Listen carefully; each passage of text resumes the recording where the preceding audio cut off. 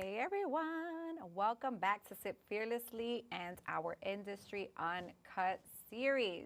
So we told you I will be back for part 2. And we So back. here we are. We still have so much to unpack. Oh, so Like, much. I just want to dive right into it. Let's do it. Let's do it. Okay, Hanta Virus. Okay. Goodness gracious, I didn't think you was gonna go with that one. But sure. Look, right now, you said it a couple episodes, wherever y'all watching this, you said it earlier that we kind of like back in 2020. It feels like a replay. And one of the biggest parts of that was a little pathogen that kept us all inside. So, first off, everybody be safe. Take care of your health. Health is wealth. Yeah. But the Hanta virus is a pathogen that was spotted on cruise liners Yes. and actually had one kind of circling until they were allowed to dock, in which I guess the people who off-boarded maybe didn't get the right type of testing that they should have. Yeah. Fortunately, there haven't been, I don't think, any more related cases, but I think I still have PTSD from COVID. Yeah. Yeah. I mean, the difference is that this virus has already existed before. Yeah. So it's basically also called the Andes virus, Yeah. ANDES, and it comes from Argentina. Right. Since 1995, they've known about this. So that is a good thing as opposed to COVID, Where which it was caught us fairly completely new. off guard. Right, and we didn't know how to treat it or anything like that, right? So, like you said, someone had it on a cruise. They had to check the people on the cruise before they docked. So, I mean, I still take it very serious Big time. because of what happened with COVID and just everything, just throughout the centuries, all of the Yeah. different viruses and the different things that illnesses have that have affected taken- people's lives, Right. right? I will So, say the yeah. benefits of it, knowing about it, they did contact tracing immediately. Yeah. It turns out that one of the people who had contracted it did go to one of the parts of the world that is known to have it. Yeah. So it made sense. It's not like it came poof out of nowhere. Right. This was something that they could kind of see where it goes. They already know what the symptoms are. Of course, they kind of overlap with a couple of other things. I think it's like, fever, nausea, Oh body my fatigue, God. body aches, things like that, Headaches. headaches, all the things. So just make sure that if you do feel ill, take your time, take Yeah. care of yourself. Go see your physician, make sure that that's good.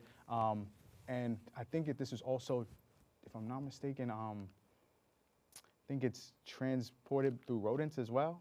Yes. So, Yes. make sure that if you have it, if you're around anything like that, landlords, make sure that y'all take care of all of that, because Yes. New York it's not good. City. Oof. Yes, New York City. We have an issue with that. So definitely, yeah. I hate that the symptoms are such. Just anything. it's like it's like when you get sick and you start like Googling. Do you ever and you go Google? down You a one of those rabbit people? hole. You be Googling the symptoms? You can't. Don't stop Googling. You go down Now a suddenly it's rabbit like, oh my God, my head's about to explode. gonna Like, die. yeah, don't do that. So I hate that the symptoms are so like normal symptoms that you would feel if you have a stomach ache or if Yeah. you, oh my God. But definitely in all seriousness, take it serious, guys.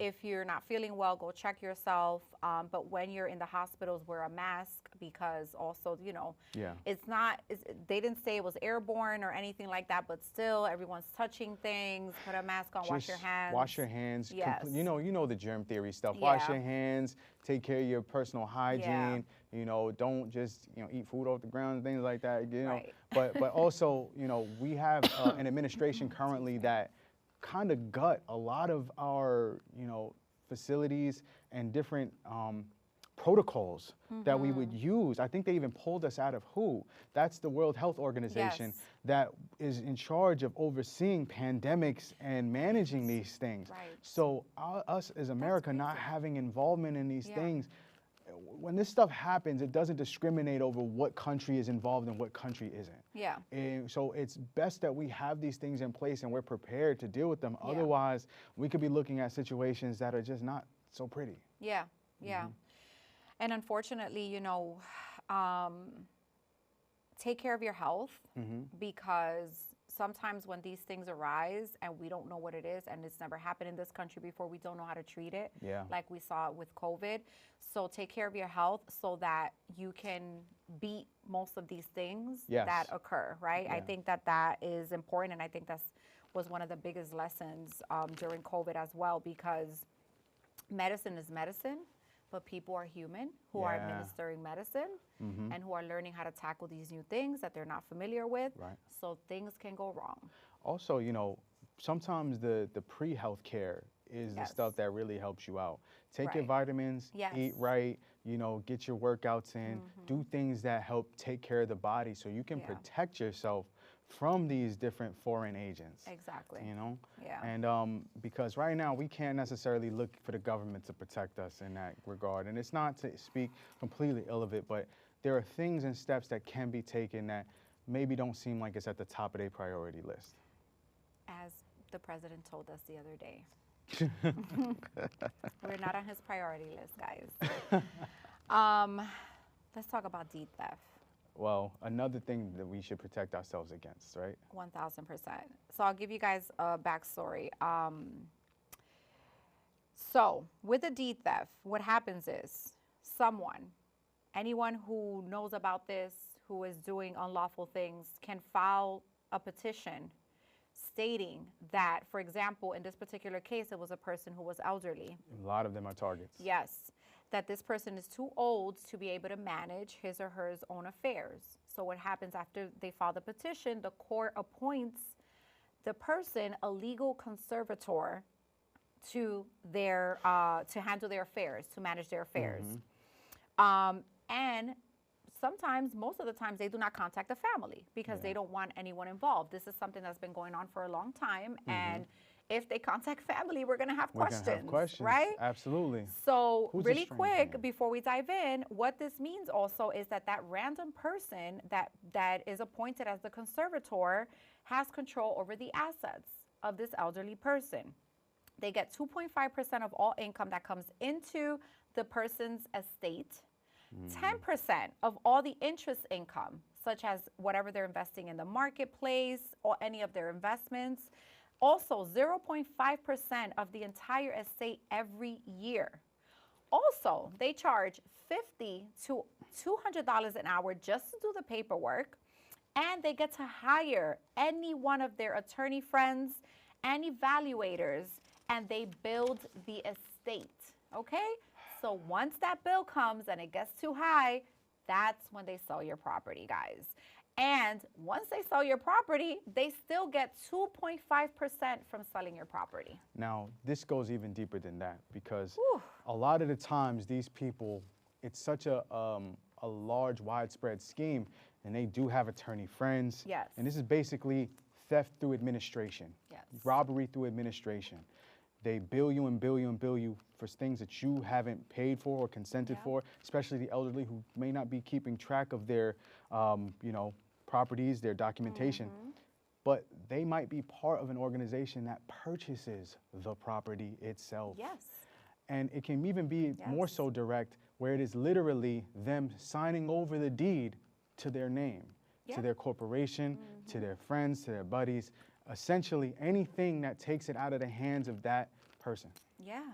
And in this particular case, what happened was the conservator sold that home. Now, mind you, this home was worth $4.5 million. They only sold it for $1.4 million. Short sale. A short sale, right? To a real estate company who was Jewish backed. And then those investors, what they did is then they sold it to a shell company. Yep. Horrible. The daughter of the elderly man went immediately to get power of attorney and to fight to stop the sale of the house, right? Because they still had people that lived there. Yeah. Also, her grandkids lived there. And what makes it even crazier is she was from Georgia. So while she's fighting this case, someone burns her house down in Georgia. Like I said, these things get pretty widespread. And I'll be that guy. A lot of this targeting is happening to Black communities. People who have owned homes, particularly in Harlem, Brooklyn, areas where, Black people who had gotten some type of wealth built their homes, raised their families, created these communities. And as they've aged to a point where maybe they don't have so much family around them, people are swooping in, predators are swooping in to take down these communities, to essentially gentrify them by any means necessary, and they are using any means necessary. Yes. And I love that we're bringing a lot of light to this situation, because they disguise themselves as people who are coming in to help you. Because once you get older, you don't want to deal with the mumbo jumbo. Right. You don't want to deal with all these stresses. So they disguise themselves as people who come and help you, and you trust them. And this is what's actually going on behind the scenes, guys. So this is really, really, really dangerous. Big time. If you have elderly family, make sure you check on them. Yes.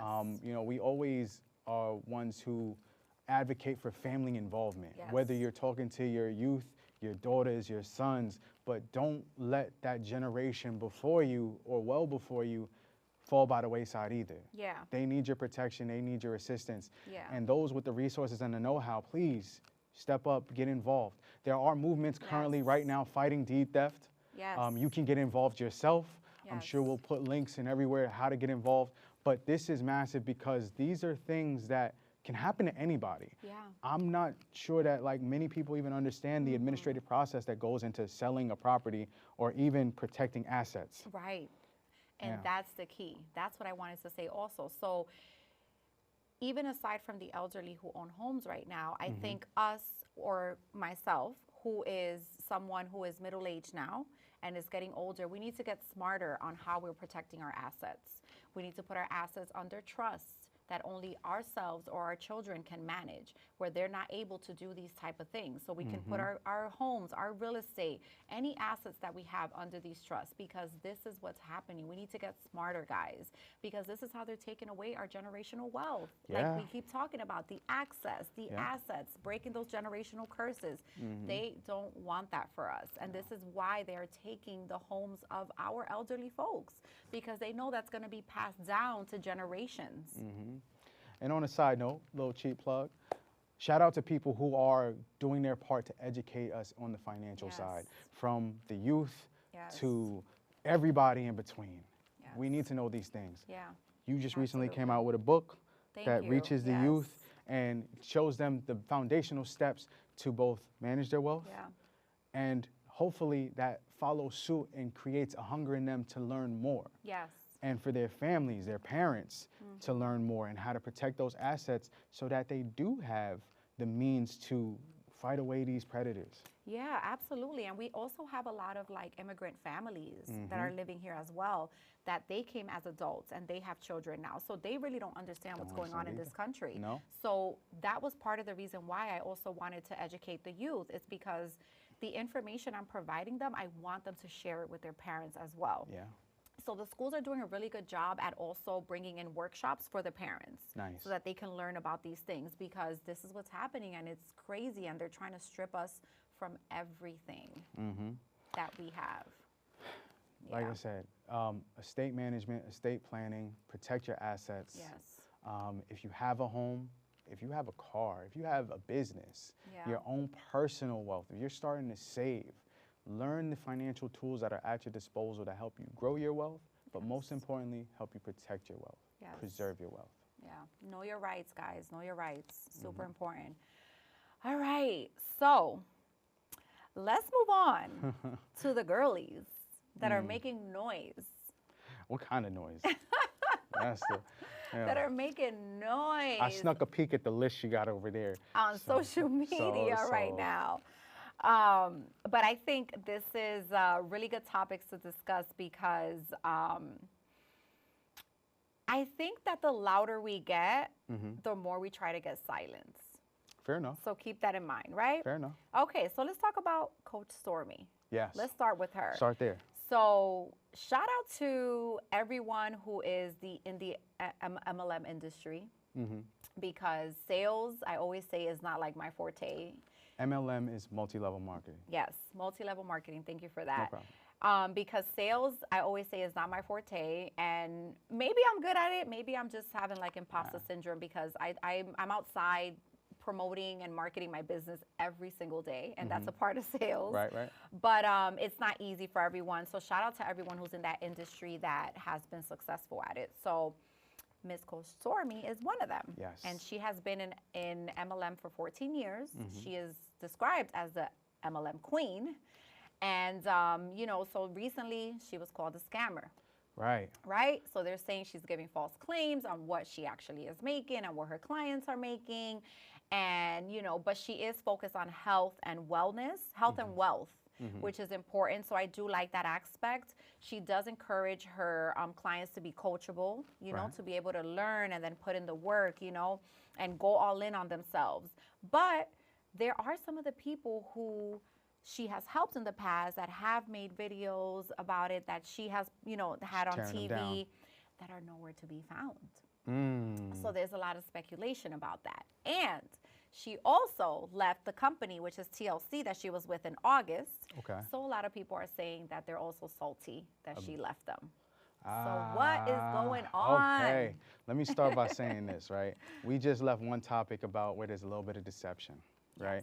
Now, I will say this, always be aware of the voices you listen to, whether that's the voices of the people who encourage you and the people who you follow, the people who on social media you might take a little bit of guidance from. There's a lot of popular voices, but also be careful of the voices that critique them.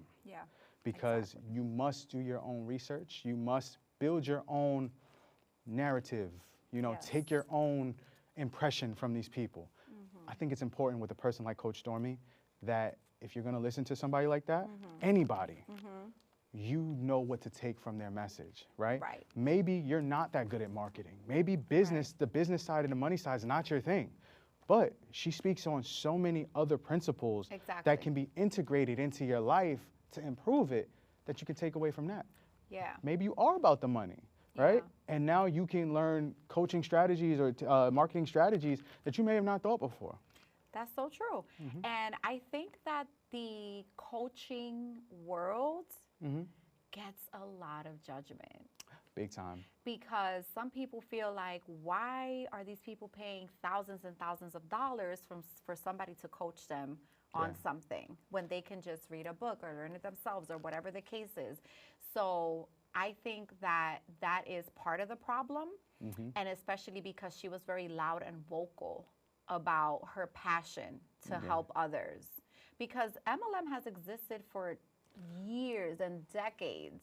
Like, she's not the first one to enter that space. You want to hear a Cortez hot take on MLM?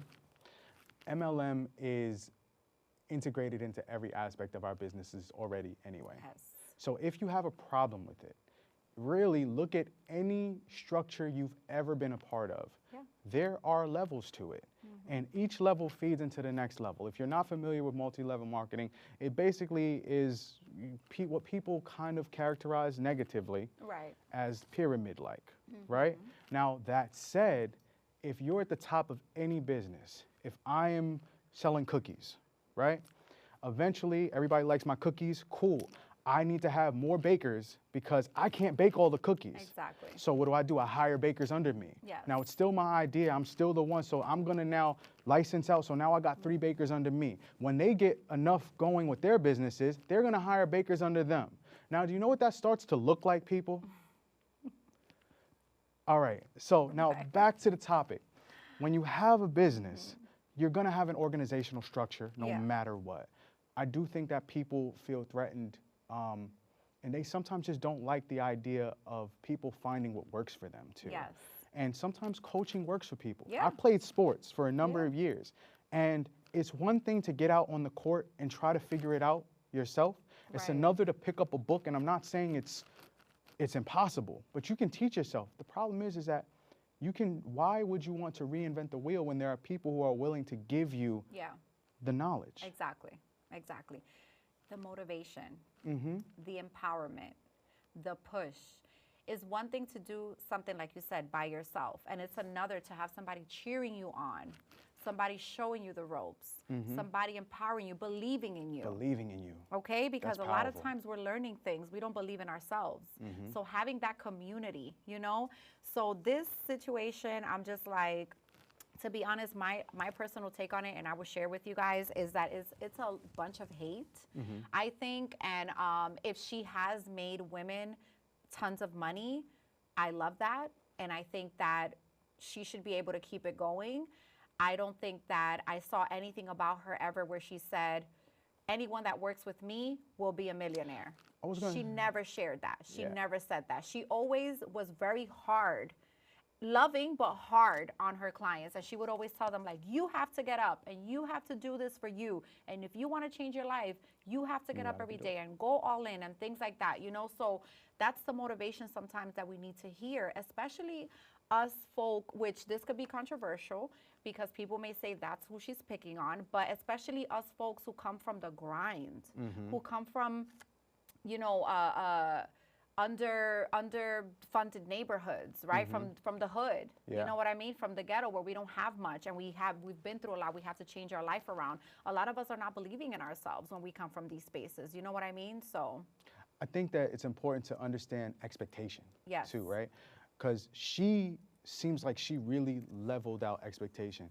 Now, I know that the idea of a multi-layer marketing, multi-level marketing has bad taste in people's mouths because there are people who irresponsibly marketed themselves. I remember the Forex movement. I remember world venture movements, things of those nature. Not that that's in the same breath, but there are people who will oversell and overstate. When you're in sales in general, they always say, like, you know, the used car salesman trope. Be careful, right? But in that same breath, I said before, social responsibility. When you have a following, it's great to be responsible for what you're putting out there and who you're speaking to, even the messages. Speaking of that, MJ Gray, not so responsible. My gosh. Not so responsible, guys. If you watch any of my other shows, you're going to understand my take on this, right? I'm oftentimes accused of maybe standing a little bit too strongly for men when it comes to certain things. Especially in the relationship space. Now, I'll put it like this. My main idea is that relationships should be reciprocal. And both partners should be considerate going in. And want to be the best versions of themselves for each other. Absolutely, 100%. Now, when people speak against marriage, I'm actually very pro-marriage. I'm very pro-relationships. I think that the strongest partnership you can have is with the person who you love and you're gonna build a life and legacy with. MJ Gray has made it her career to, I guess, let me try to not be so harsh about this, has made it her point to speak to people who may not have the most idealized versions of marriage in their heads. People who may have been hurt by love, may have been hurt by relationships. And she essentially pushes the narrative that maybe marriage isn't for people who are her listeners. Now, all of that said, some people are impressionable about this. She's essentially told young ladies, her target demographic, that maybe men are terrible. And with that said, that they should kind of check out of the dating scene, only for her to do what now? To get engaged, y'all. To get engaged. And she has said marriage is antiquated, is an antiquated idea. It oppresses women. So people are saying she's, you know, she was, because she's engaged now, a man hater, and she used that opportunity to, you know, basically be an opportunist and get people to follow her in that space. So I actually didn't know about MJ Gray until we decided to talk about this. So I, you know, checked her out and stuff like that. But I don't want to waste too much time on her. I think it's really messed up what she did. I agree with you 100%. I think you can't push your ideologies onto other people, especially when it comes to emotional things, because everyone goes through things differently. We may all have a common thread, but you go through things differently. You heal from things differently. You have an, you know, just a different outlook on life. And then here comes somebody trying, you know, changing that outlook and that mindset and telling you like, no, girl, don't give marriage another chance. Forget it. It's awful. So I think that that's the equivalent of being your social media bitter friend. And not for nothing, like I want y'all. That's probably why I didn't follow her, guys. There you go. Look, but that's it. But that's why I say, be careful who you listen to.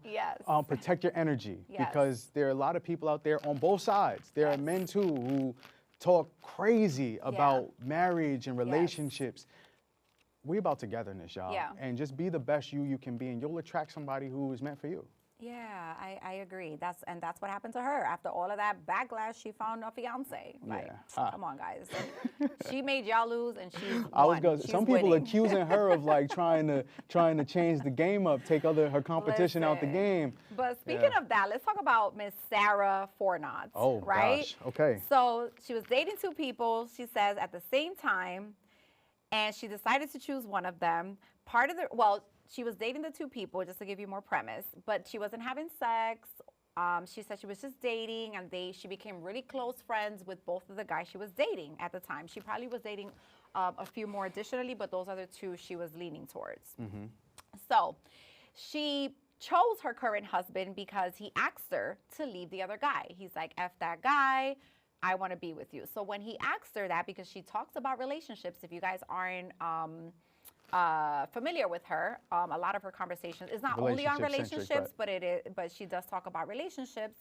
So which I respect, her counter question to him was, do you know exactly what you're asking me? And I'm paraphrasing, but she's basically telling him, like, do you know what that really means? You're asking me to leave this other guy who's considering marriage, and that's what I want. So are you going to marry me? Long story short, they got married 6 days later. So a lot of people are like, what? And, they're just giving her backlash. So let's talk a little bit about this, but I do have one more topic I want to discuss, so let's not spend too much time on it. We're not going to go too crazy on this one. But I'm happy for her. Yeah, I'm happy for anybody who finds love. My question, though, is simply, everybody gets into the situations that they see, right? You're not a victim of circumstance when you're aware of what's happening around you. Yeah. Now, the guy who I thought she was characterized as like her best friend. Yes.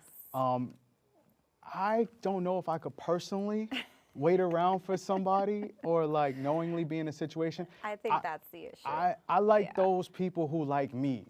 Yeah. So like I need you to like me and show you like me. Yeah. And so I feel comfortable liking you as much as I want to show you I like you. I agree. However, I also feel like she was probably waiting for one of them to say that. And he stepped up and he was like, F that guy. Let's focus on me. I want to marry you. And this is it.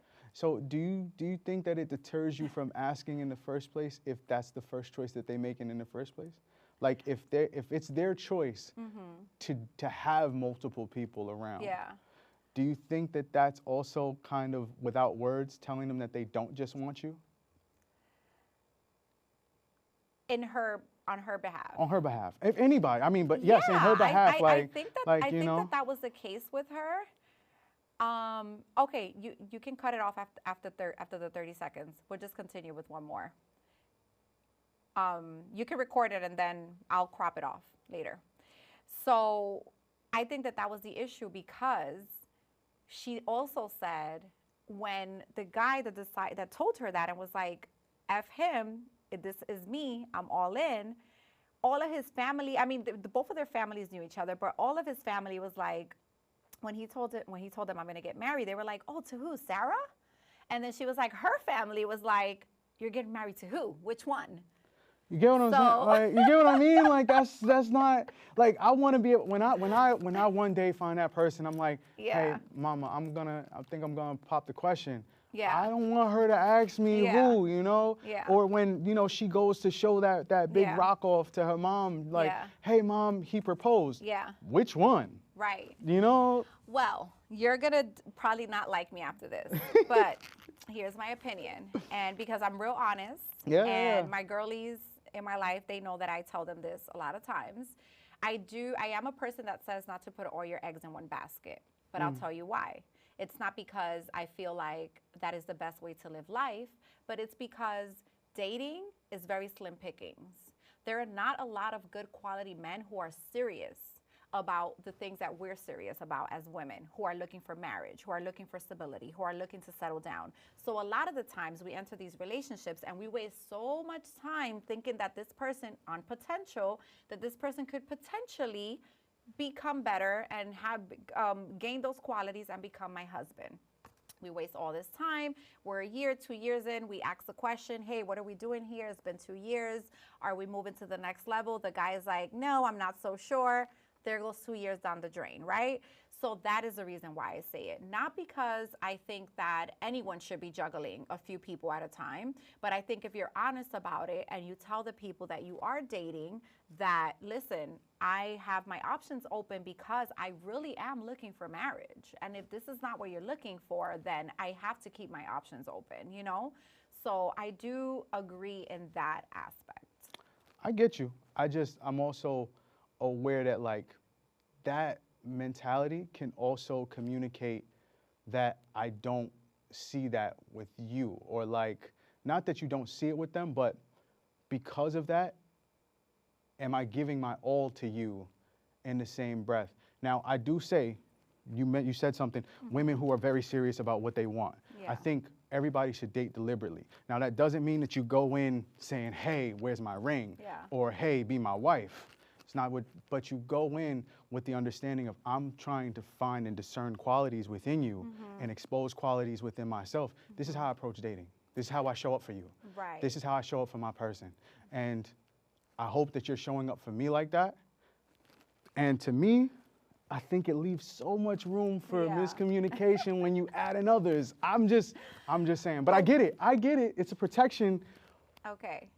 Yeah. And I'll leave it with this. What if the question isn't, I don't see it with you, and it's, I don't see you right now being ready to step up to that person that I need as a husband? Okay.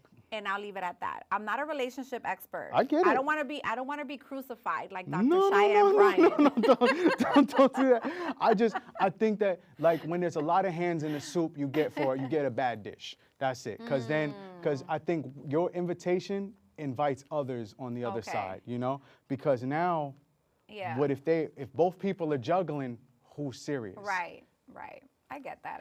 Well, let's close off with Dr. Cheyenne Bryant, who is a doctor and a relationship expert. Well, I mean, tell the internet that, because they not hearing it. So they are not hearing it. That is the issue with Dr. Cheyenne Bryant. They're basically saying she's a fraud. She doesn't have her doctorate, so she shouldn't call herself a doctor.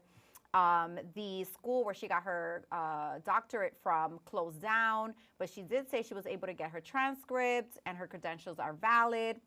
But she's really not saying like what those credentials are, what the credentials are that you need to certify yourself as to call yourself a doctor and be a life coach and things like that. So the first thing I would say is I feel bad because a lot of these institutions have, and we have to like have this conversation quickly, but a lot of these institutions, meaning educational institutions, have shut down. Yes.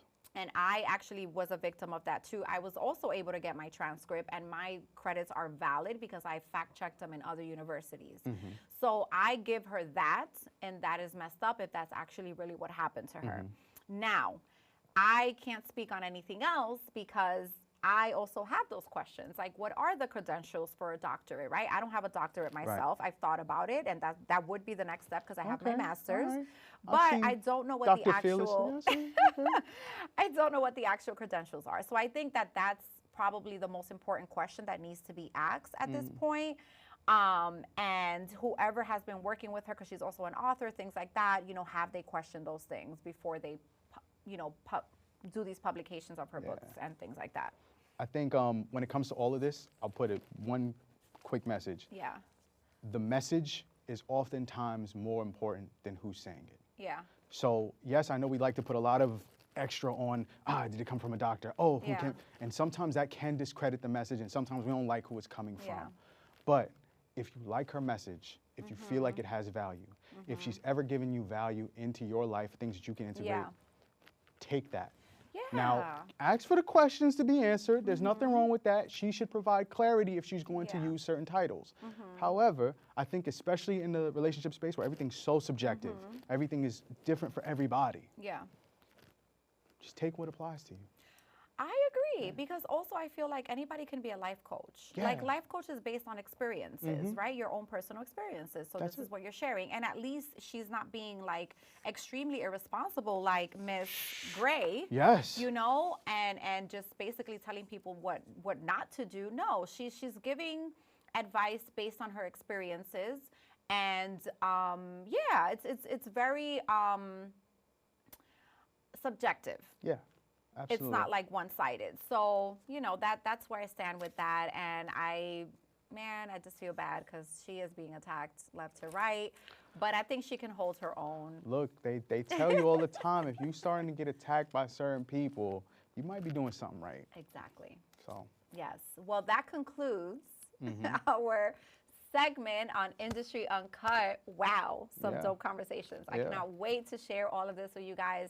Thank you guys so much for watching. You can follow Sit Fearlessly for all of the content. Also, my page at Sue Fearless and C-Tez Music, also Real Tez NY, and QVision and QVision.tv. Download the app, watch the shows. Yes. Thank you so much, guys. Cheers to you, Sue. Cheers.